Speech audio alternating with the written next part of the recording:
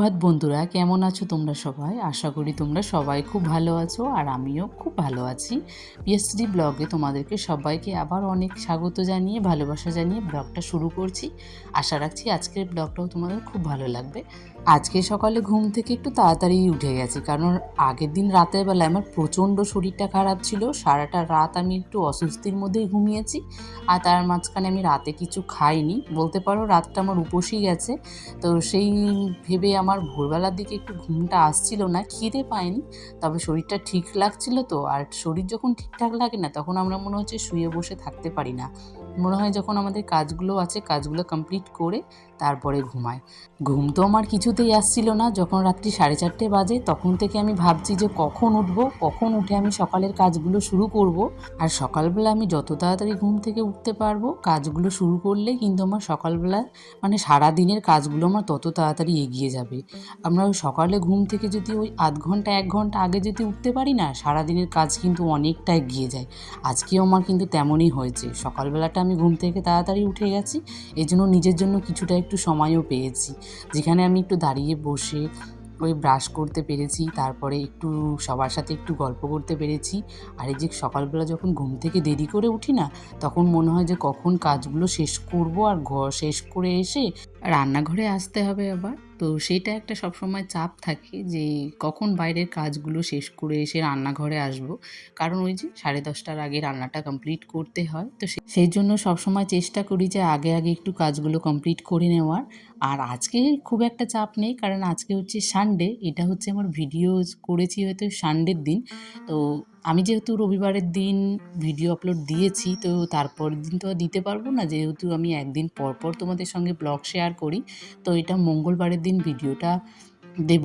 তো তাতেও বলে দিলাম যে এটা হচ্ছে সানডের ব্লগ, মানে হচ্ছে আমি সানডের দিন আমার সারাদিন কিভাবে কাটে। সকালে উঠেই বাসি কাজগুলো কমপ্লিট করে নিলাম। বাসি কাজ বলতে শুধু ঘর মোছাই ছিল, তো ঘরটা আগে মুছে নিলাম, তারপরে একেবারে ব্রাশ করে স্নান করে এসে গেছি। স্নান করে এসে যে ঘরের যে টুকিটাকি কাজগুলো ছিল সেই কাজগুলো কমপ্লিট করে নিলাম, কারণ ঘরে ওই জানালা দিয়ে প্রচুর ফুরফুর করে হাওয়া ঢোকে।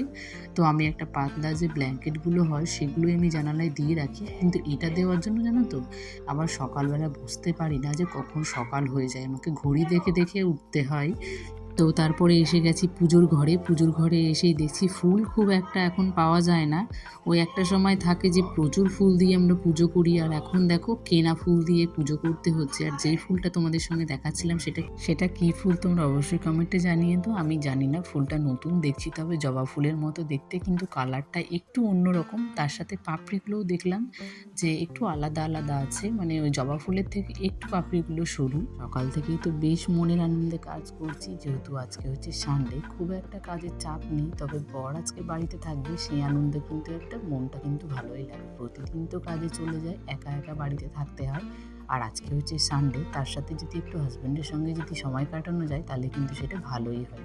কিন্তু সেভাবে ওর সময় হয় না, বাড়িতে থাকে না, কাজে কাজেই বেশিরভাগটা ব্যস্ত থাকে। তো আমি এটা ভুল ভেবেছিলাম। সকাল থেকে আমি মনের আনন্দেই কাজ করছিলাম ঠিক, কিন্তু ও যখন ঠিক চা খাওয়ার পরে বলছে কোথায় একটা বেরোবে। ওরই আর কি দোষ দিই বলো, কারণ প্রতিটা সপ্তাহের মধ্যে সে একটা দিনইও ছুটি থাকে, সেটা হচ্ছে সানডে। আর প্রতি সপ্তাহের মধ্যে কিন্তু প্রত্যেক দিন যখন অফিসে যেতে হয়, তখন আজে বাজে যে এক্সট্রা কাজগুলো থাকে সেই কাজগুলো কিন্তু করা হয় না। সেটা কিন্তু সানডের দিনের অপেক্ষায় থাকে যে কখন সানডে আসবে আর সেই কাজগুলো হবে। যদিও বলেছে আজকে দুপুরের খাবারটা একসাথে খাবে, তো ভাবলাম যে চলো আজকে তাহলে একটু বিরিয়ানি বানানো যাক। অনেক দিন থেকেই ভাবছিলাম যে বিরিয়ানি বানাবো, কিন্তু ও সেভাবে বাড়িতে থাকছিল না, আর সময়ও হচ্ছিল না যে করব। আর সকালের খাবার তার সাথে দুপুরবেলার বিরিয়ানি, তার সঙ্গে চিকেন করলে মাটন করলে অনেকটা সময় লেগে যায়। তো মামামকে নিয়ে এতটা আমার সময় হয় না। আর ও যখন আজকে সকালে বাড়িতে খাবে না, বাইরে কোথায় খাবে বলেছে, তাহলে সকালে মামামের জন্য আর আমার জন্য কিছু একটা করে নেব। তারপরে বিরিয়ানিটা সকাল থেকে আমি প্রস্তুতি নিয়েছিলাম, যেহেতু মামামকে নিয়ে করতে আমার অনেকটা সময় লাগবে। সবার প্রথমেই আমি পেঁয়াজগুলোকে একদম ঝিরিঝিরি করে কেটে নিয়েছিলাম, তারপরে ওগুলোকে তেলে একটু ভেজে নিয়েছি ব্রেস্তা করার জন্য। আর একটু আজকে ব্রেস্তাটা একটু ভাজতে ভাজতে পুড়ে গেছিলো, যে মামামকে দেখতে গিয়ে অনেক কাজ আমার এরকম হয়ে যায়। তো তার সাথে একটু সকালে দুজনের জন্য একটু ভাত করেছিলাম। মামের জন্য আমি একটু আলু সিদ্ধ ভাতই নিয়েছি আজকে, তার সাথে মামামকে একটা মাছ ভেজে দিয়েছি। মামামের খাওয়া হয়ে গেছে, আর আমি এখানে একটু ফেনা ভাত দিয়ে ঘি দিয়ে খাচ্ছিলাম। এটা কিন্তু আমার খেতে বেশ ভালো লাগে। আর কাঁচা লঙ্কা আমি খুব একটা পছন্দ করি না বলতে আমি খেতে পারি না। একটু ঝাল হলে খেতে পারবো, কিন্তু কাঁচা লঙ্কা সেভাবে আমি চিবিয়ে খেতেই পারি না, কোনোদিনই আমি খাই না। তো আজকে নিয়েছিলাম খাবো বলে, তাও খেতে পারিনি। একবার মুখে দিয়েছি আর আমার এত ঝাল লাগছে আমি সেটা আর খাইনি। তো ওখানে আমি বিরিয়ানির চালটা আমি প্রায় ১ ঘন্টারও বেশি ভিজিয়ে রেখেছিলাম। ওই আধ ঘন্টা ভিজিয়ে রাখতে হয়, তবুও আমি ১ ঘন্টা রেখেছিলাম। তাহলে কি বলো তো, একটু জলটা ফুটিয়ে যদি আমি চালটা সিদ্ধ করি তাহলে কিন্তু খুব বেশি হলে ৫ মিনিট সময় লাগে, তাতে কিন্তু হয়ে যায়। যেটা আমি প্রতিদিনই বাড়িতে এই টিপসটাই ব্যবহার করি। ছোট্ট একটা খাপে যে সেটা দেখালাম, তার মধ্যে কিন্তু অনেক রকমের মশলা ছিল। তার সাথে কিন্তু গোলাপের পাপড়িও দিয়েছিল, যেটা আমার দেখে সত্যি ভীষণ ভালো লেগেছে। আর ভেবেও রেখেছি এবার যখন বিরিয়ানি করব তখন কিন্তু আমি ওই মশলাটাই নিয়ে আসবো, যেটা আমার দেখতেও ভালো লাগছিল আর খাওয়ার সময় তো দারুণ একটা ফ্লেভার আসছিল, যেটা খুবই ভালো লাগছিল। তো এদিকে আমার বিরিয়ানির জন্য সব রেডি হয়ে গেছে, আর ওদিকে মাটনটাও আমার কষা হয়ে গেছে। মানে মাটনটার আমি হালকা একটু ঝোল করেছি, যেহেতু বিরিয়ানি দিয়ে ও একটু ঝোলটা খেতে একটু বেশি ভালোবাসে। তো আজকে আমাকে বলেছিল যে একটু মাটনের জন্য ঝোলটা আমি রাখি, কিন্তু খাওয়ার সময় কিন্তু ঝোলটা ওর অনেকটাই কম হয়ে গেছিলো। তো সবার ফার্স্টে আমি হাঁড়িটাকে আগে ভালো করে মুছে নিলাম।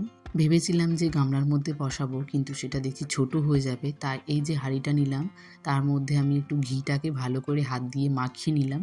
মাখানোর পরে যে বেরেস্তাগুলো ভেজে রেখেছিলাম সেই বেরেস্তাগুলো কিন্তু দিয়ে দিলাম।